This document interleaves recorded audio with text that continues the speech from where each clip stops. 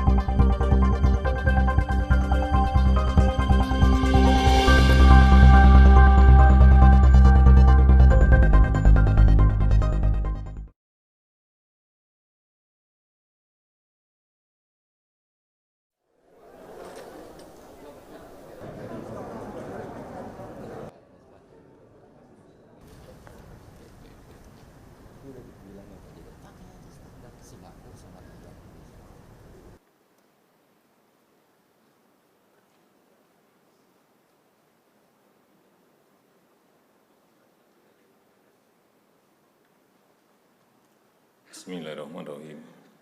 Assalamualaikum warahmatullahi wabarakatuh. Selamat pagi, salam sejahtera bagi kita semuanya. Om Swastiastu, Namo Buddhaya, salam kebajikan.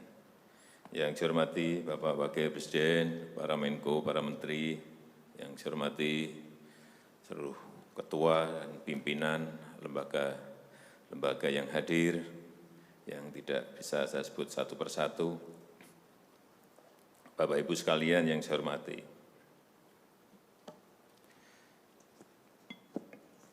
suasana dalam 3 bulan ke belakang ini dan ke depan, mestinya yang ada adalah suasana krisis. Kita juga mestinya juga semuanya yang hadir di sini sebagai pimpinan, sebagai penanggung jawab, kita yang berada di sini ini bertanggung jawab kepada 260 juta penduduk Indonesia. Ini tolong digarisbawahi. Dan perasaan itu tolong sama, kita sama.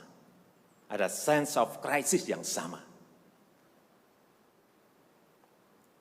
Hati-hati, OECD terakhir sehari 2 hari yang lalu menyampaikan bahwa growth, pertumbuhan ekonomi dunia terkontraksi 6, bisa sampai ke 7,6%, 6 sampai 7,6% minusnya.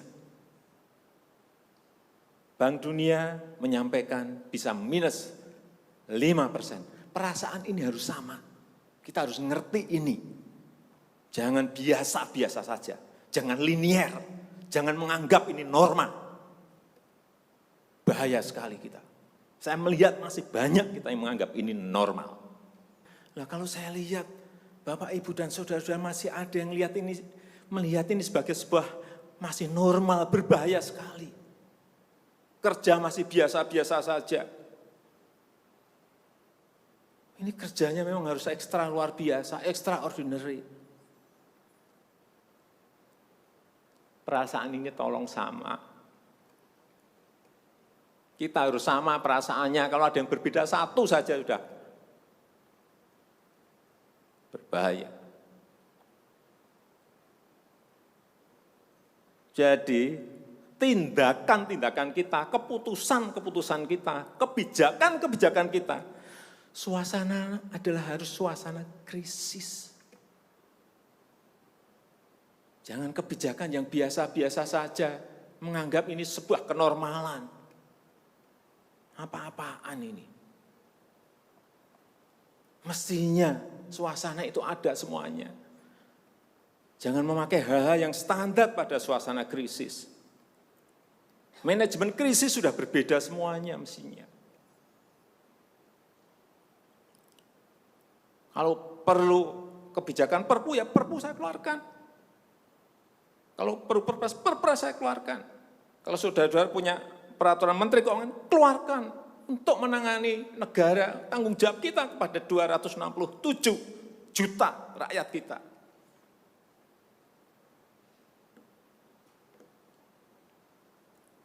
Saya lihat masih banyak kita ini yang seperti biasa-biasa saja. Saya jengkelnya di situ. Ini apa enggak punya perasaan, suasana krisis.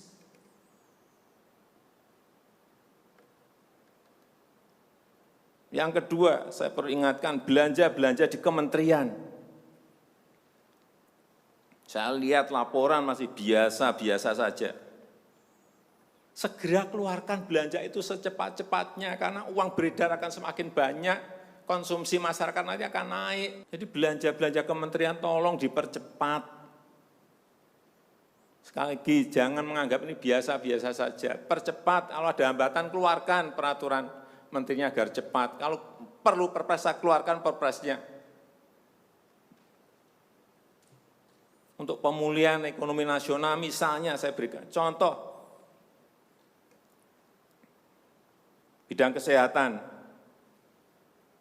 itu dianggarkan 75 triliun. 75 triliun. Baru keluar 1,53% coba. Uang beredar di masyarakat kerem ke situ semua. Segera itu dikeluarkan dengan penggunaan-penggunaan yang tepat sasaran, sehingga men-trigger ekonomi. Pembayaran tunjangan untuk dokter spesialis, untuk tenaga medis segera keluarkan. Belanja-belanja untuk peralatan segera keluarkan. Ini sudah disediakan 70-an triliun seperti itu. Bansos yang ditunggu masyarakat segera keluarkan. Kalau ada masalah, lakukan tindakan-tindakan lapangan. Meskipun sudah lumayan, tapi baru lumayan, ini extraordinary, harusnya 100%. Di bidang ekonomi juga sama. Segera stimulus ekonomi bisa masuk ke usaha kecil, usaha mikro. Mereka nunggu semuanya. Jangan biarkan mereka mati dulu baru kita bantu, enggak ada artinya.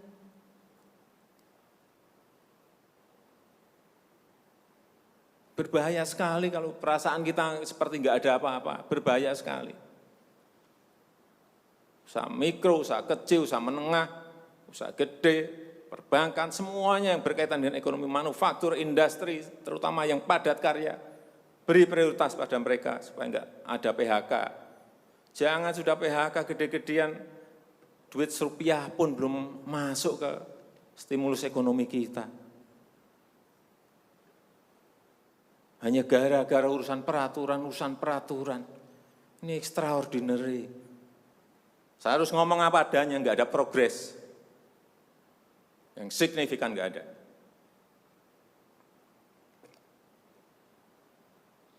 Kalau mau minta perpu lagi, saya buatin perpu. Kalau saudara belum cukup, asal untuk rakyat, asal untuk negara. Saya pertaruhkan reputasi politik saya.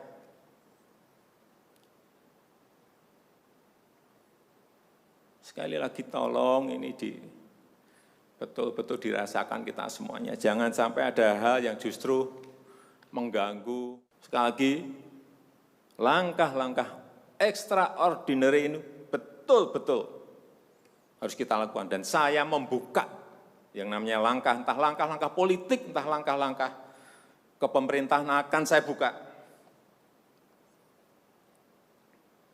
Langkah apapun yang extraordinary akan saya lakukan.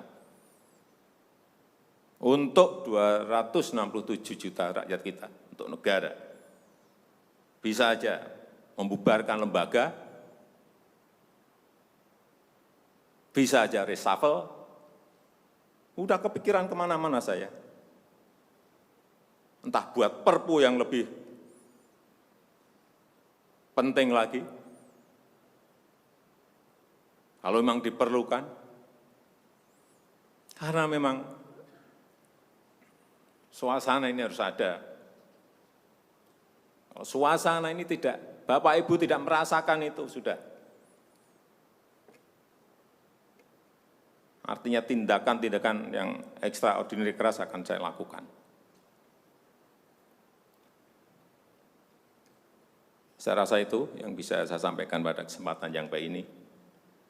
Saya betul-betul minta pada Bapak Ibu dan saudara-saudara sekalian mengerti, memahami apa yang tadi saya sampaikan. Kerja keras dalam suasana seperti ini sangat diperlukan. Kecepatan dalam suasana seperti ini sangat diperlukan. Tindakan-tindakan di luar standar saat ini sangat diperlukan dalam manajemen krisis. Kalau sekali lagi, kalau payung hukum masih diperlukan, saya akan siapkan. Saya rasa itu yang bisa saya sampaikan. Terima kasih. Assalamualaikum warahmatullahi wabarakatuh.